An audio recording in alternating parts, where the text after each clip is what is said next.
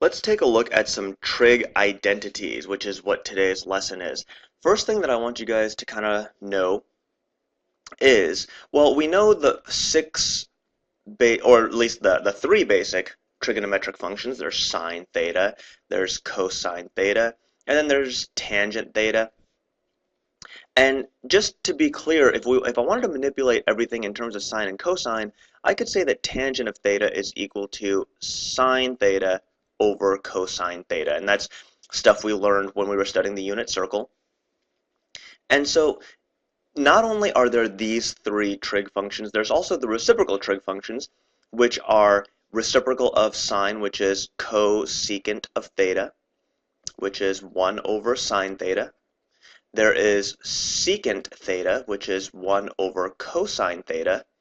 And then there's cotangent, which is 1 over tangent theta. And if we have 1 over tangent theta, that's like taking tangent and flipping it upside down. So that's really cosine theta over sine theta.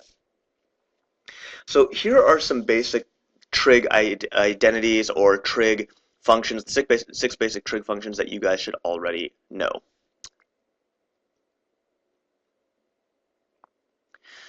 So here are the 6 basic trig functions that you guys should know from your past experience in trigonometry.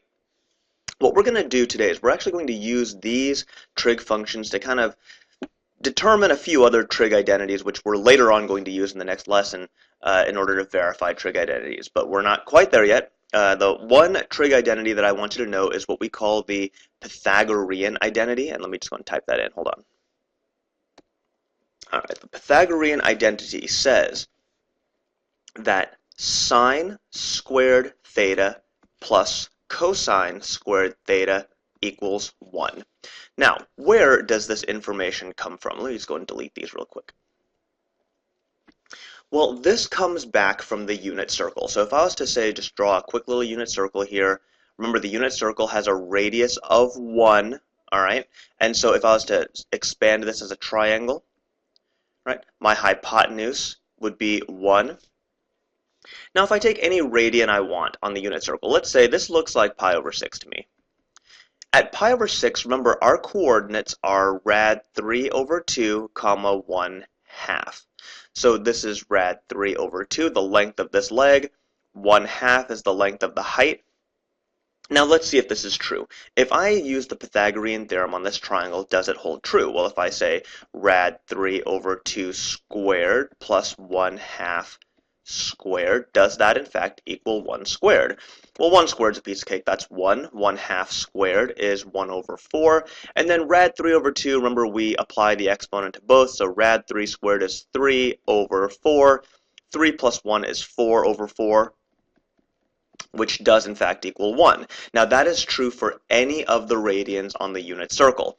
But the thing that I want you guys to really wrap your heads around is that, remember, rad 3 over 2 is not only the x-coordinate, but it is also the adjacent side to this angle. And since it's the adjacent over hypotenuse, that is actually cosine of theta. The 1 half is opposite over hypotenuse, which means this is sine theta. So essentially, when I took rad 3 over 2 and squared it, I took cosine squared of theta and I squared it. Or cosine of theta and I squared it. When I took 1 half and squared it, that is the same thing as taking sine of theta and squaring it. So there's how we get cosine squared plus sine squared equals 1. Okay, so let's see how this applies to trig identities. Now, the good thing about trig identities is that this is the only one that you really need to remember, because from here we can extrapolate some more information. So I'm going to go ahead and just partition this, and I'm going to rewrite sine squared theta plus cosine squared theta equals 1. Sometimes in textbooks, if you see Pythagorean identities, you'll see like a huge list of them, and it's like, oh my gosh, do I have to remember them? No, you don't actually. The only one you really need to remember is this one, because from sine squared theta plus cosine squared theta equals 1, you can determine everything else. And so let's say if I wanted to find out what sine theta equaled, I'm going to figure out what sine squared is, and I'm going to do that by subtracting cosine squared theta from both sides. So what I get here is sine squared theta equals 1 minus cosine squared theta. And so that can go ahead and transfer over here.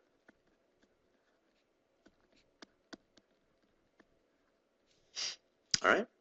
Now, if I decided to figure out what cosine squared theta is, I would do the opposite. I would subtract sine theta from both sides, or sine squared theta, sorry. So what I get is cosine squared theta equals 1 minus sine squared theta.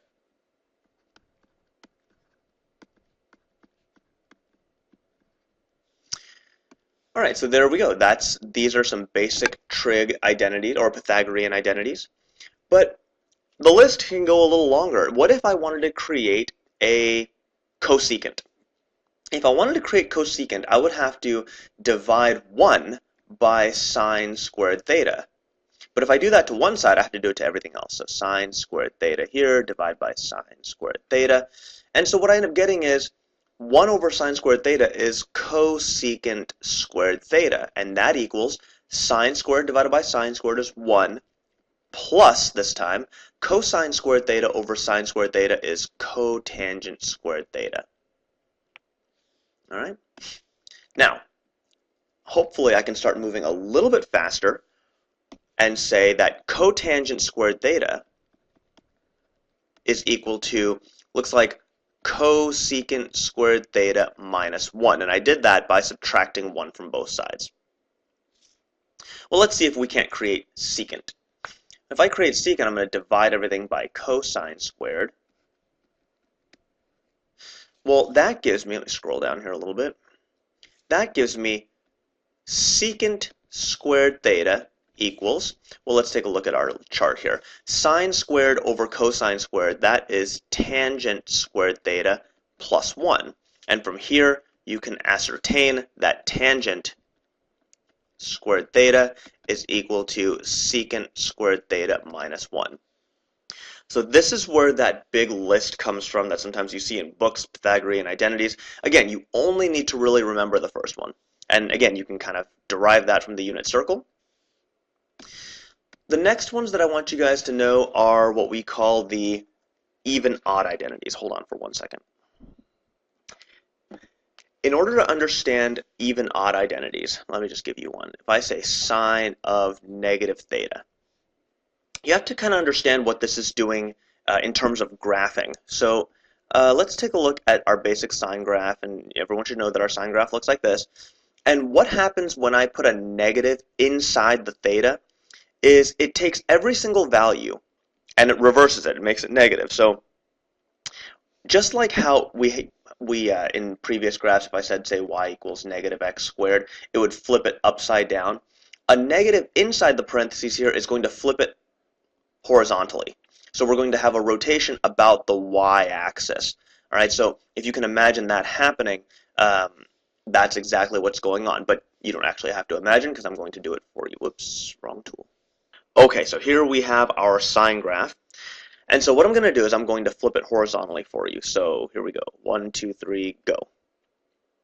Okay, so notice how it's flipped horizontally. We have our sine x written backwards, and it looks backwards, right? It was rotated about the x-axis. I'm going to flip it back. And what I want you to pay attention to is how this graph behaves. Notice how from 0 to 2 pi, and the only thing I want you to pay attention to is the right side. From 0 to pi, it arcs up and then comes down. And then from pi to 2 pi, it arcs down and comes back up. Let's see what happens when I flip it horizontally. Well, since it's flipped horizontally, notice how from 0 to pi now, it arcs down.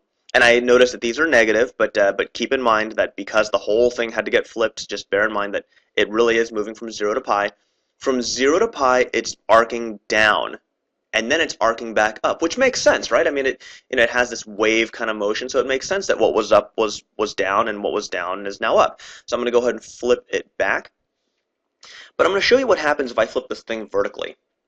Flipping this thing vertically, well, notice how it does the same thing. Right, sine of x is upside down now. It still arcs down and comes back up from 0 to pi, and then from pi to 2 pi, it arcs up and comes down. So whether I rotate it horizontally or rotate it vertically, I end up with the same graph. And so I always have this arc down motion and then arc up motion whenever I insert a negative into sine of x. What that means is that sine of negative theta, or sine of negative x, is the same thing as if I was to say negative sine of theta, right? And that's because whether I flip it left and right or flip it upside down, it doesn't matter. It's going to end up being, these two graphs are going to end up looking the same, all right? So let's take a look at what cosine of negative theta looks like.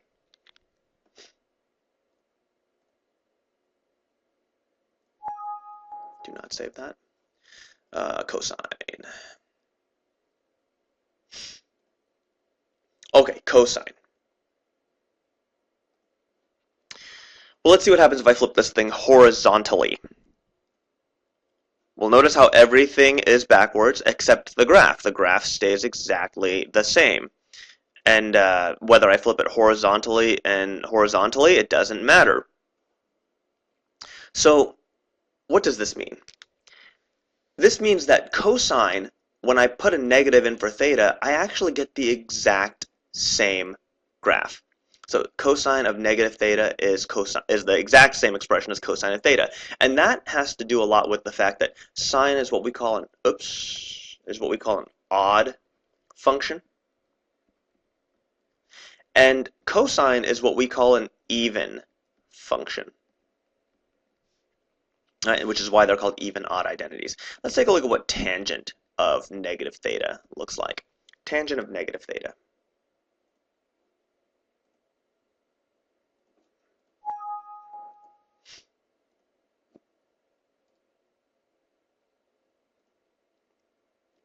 Okay, tangent of negative theta here. If I flip it horizontally, oh wow, what happened there? Okay, we're backwards. Let's evaluate this graph correctly first. Notice how from 0 to pi, it has this, what we call a concave up effect, which means that it holds water on the right side. Notice how it's cupping upwards. If I flip this thing horizontally, notice how the concave up structure, the holding water happens on the left side, right, and it dumps water on the right side. Well, let's see what happens. And so obviously the graph changed, but let's see what happens if I flip this thing vertically. Well, notice how, again, we still get this holding water effect on the left side and this dumping water effect on the right side. So, just like sine, we can all hopefully agree that tangent of negative theta is the same thing as saying tangent of theta, and that is because tangent is an odd function. All right? That just about does it for trig identities. We're going to use these in the next lesson about verifying trig identities. So we'll see you next time.